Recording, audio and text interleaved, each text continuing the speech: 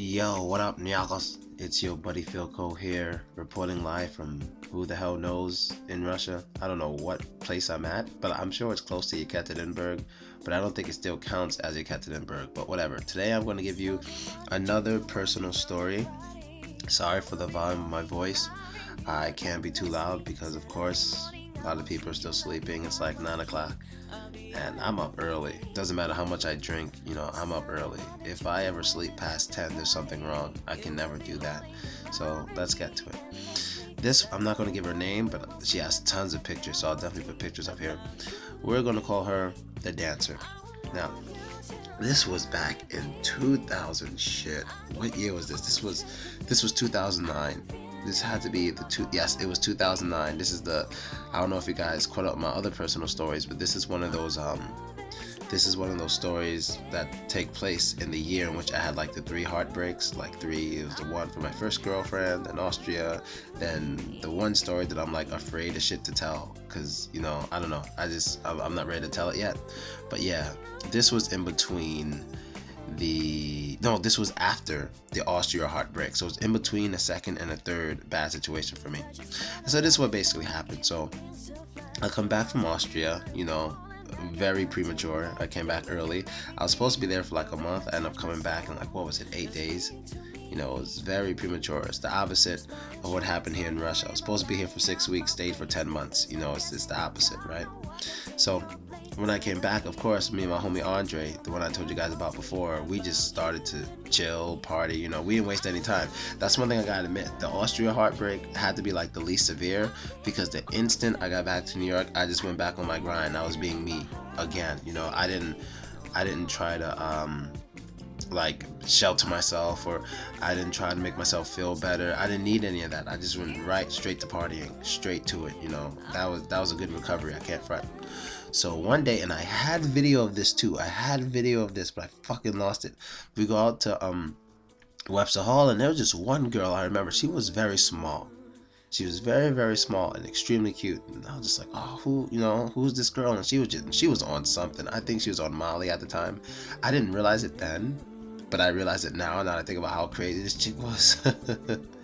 And she was just bugging out and having a good time, and like Andre went for it. Like my homie Andre, he goes for it. He tries to holler at her, whatever, he tries to go, and then next thing you know, he fails. And so I remember me going for it.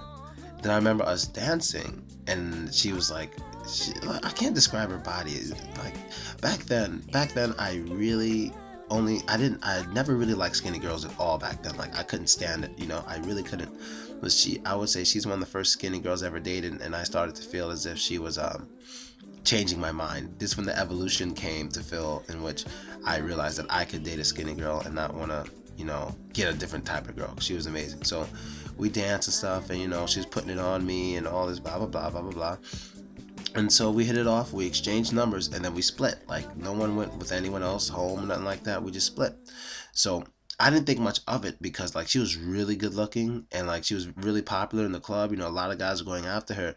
So I never really thought that she took me seriously. I thought maybe she was just drunk, or she was on something and she was just partying, and that's why she took my number.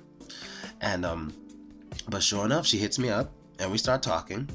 And then we start to hang out. So what she decides to do one day is she invites me and Andre to her neighborhood. And I hope I can find this picture, because if I do, that'd be awesome. Long story short, we end up finding out that she lives in a very upscale area, and all her friends are rich. And what the fuck? And like all her friends are basically rich. Her female friend picked us up, and it was a red Thunder Firebird. I don't know shit about cars. It was like a red Thunder or Firebird, one of them shits. She picks us up in this, and we were just really impressed that she takes us to her neighborhood, shows us her house, her friends' houses, and they had so much money. But what was interesting to me was she was a dancer. She was a dancer, you feel me? That's what she did for a living. She was a dancer, so I was like, damn, these niggas tipping you hard, But what's interesting about our relationship was that she was one of those girls who, like every other guy before me, was like extremely gangster. And so every day we hung out, I heard her, and they were all black.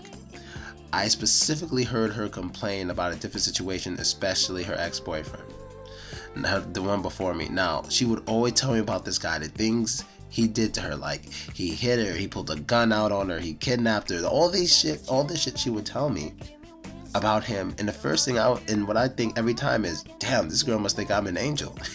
Because I never hit her, I never kidnapped her. But it was just very interesting how she would tell me these things about how this guy did it to her, but she stayed with him for so long. This is one of the first times I realized, you accept what you deserve. Because she said many times she could have left, but she just loved him. She just loved him. She just had to love him. That was her thing. It doesn't matter. She thought, oh, maybe he'll change. And that's another problem. Women swear to God a fucking man can change, that they can change a man. You know what I mean?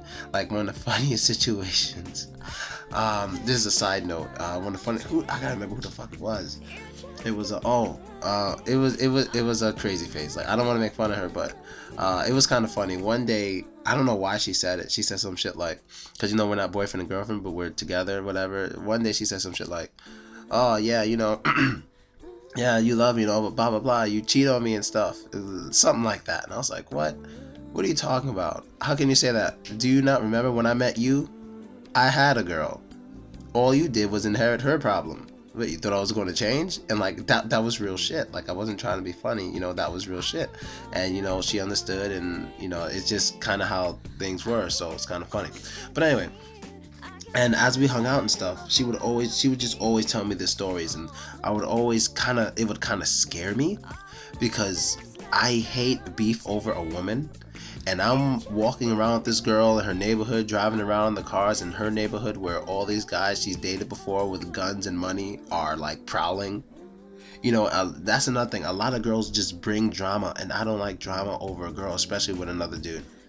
Like, I hate drama over women. It's so lame.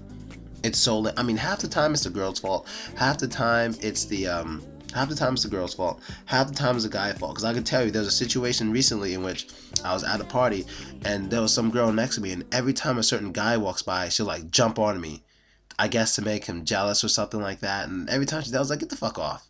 She kept trying it. I was like, stop doing that shit. I don't like girls who, not saying this girl tried to do that, because she didn't, but I'm saying some girls try to do that, and that shit is just lame. But what's sad is a lot of guys are just simps, like extremely emotional, and they'll never see it coming. They'll just fall for it every time. They'll like never ever see it coming. They won't know how to handle it. They'll just go and follow their emotions, get angry, and beef with the dude, which is stupid, And there's even some white girls out here. I've noticed. There's even a situation now, kind of, but I can't get into that video during this video. Let me just finish my thoughts on this one. So the thing was, this girl here, after we got close, because when people tell you personal stories about them, you kind of get closer and you do things for them that I don't usually do.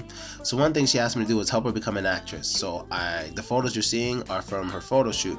I took her to my photographer at the time, who was really good, and she took some photos and she did a good job. Now, I don't think she really got into acting. I don't think it happened for her, but the pictures are really, really good. She looks great. She has very unique eyes. She's very short, and she's cute as hell. She's extremely cute. I forgot how old she was at the time, but she was definitely over 19. She was like maybe 20. She was just so cute. And like, this may sound weird, but she was one of the blackest girls I've ever dated. Alright, let me explain. I know she's not black, obviously, but she wasn't ghetto either. So listen carefully as I try to explain it. She wasn't ghetto and she wasn't black, but she was like, if she had to, she could be hardcore. You know what I mean? She could be hardcore if she had to. So if like somebody, like, she was very nice, but if somebody disrespected her, she'll go off. I guess like a Puerto Rican girl, and like that's the closest to black I've ever been. I'm always with this white girl, Russian girl. When you get a Puerto Rican girl who could curse you out, it's like, oh shit, this is kind of like, the blackest experience I ever had with a female was with her, so that was interesting for me. And I guess that's really it, man. I don't have much about her. I guess, what did I learn from my relationship with her? I think what I learned was, some girls are willing to accept anything. That's when I started accepting the fact that, hey, if you're going to accept it, you deserve it. I can't feel sorry for you. That's one. And two, I kind of realized that anything's possible, because like, two things. One, I'm surprised she even liked me. I'm surprised the shit she liked me. She brought me around her friends. She wanted to introduce me to her parents and all this stuff. I kind of slowed that down. But she wanted to introduce me to her parents and all this stuff. But I really didn't want to go that far, because I didn't want to be in a relationship with a girl who had so much beef. And apparently she had beef with these guys. her exes when they broke up, because apparently they all had really bad breakups. You know, really bad, graphic, maybe some violence, a gun. I'm not even joking. I, she just had bad breakups. And I just want to say to you guys, it's best to avoid those women. It's best to avoid those women, because especially when it's like all my exes are assholes. They're all assholes. One pulled a gun on me, one locked me in a closet. It makes me think, like, what's wrong with you that you kept dating these guys? Or how were you pissing these men off? Maybe they were normal men like me, but you just pissed them off so badly that they just decided to start wanting to fuck you up. Like, what did you do to them? Like, what happened? You know what I mean? And that's basically it, people. I don't have much more to say. I hope I didn't give her name by accident, because I kind of want to give her name because, you know, she was dancing and stuff. But these pictures are cool, and let me know what you think, nyakos. And I'm out. Later, reporting live from a cottage somewhere in Russia, and it's fucking cold and snowy. I hate the snow.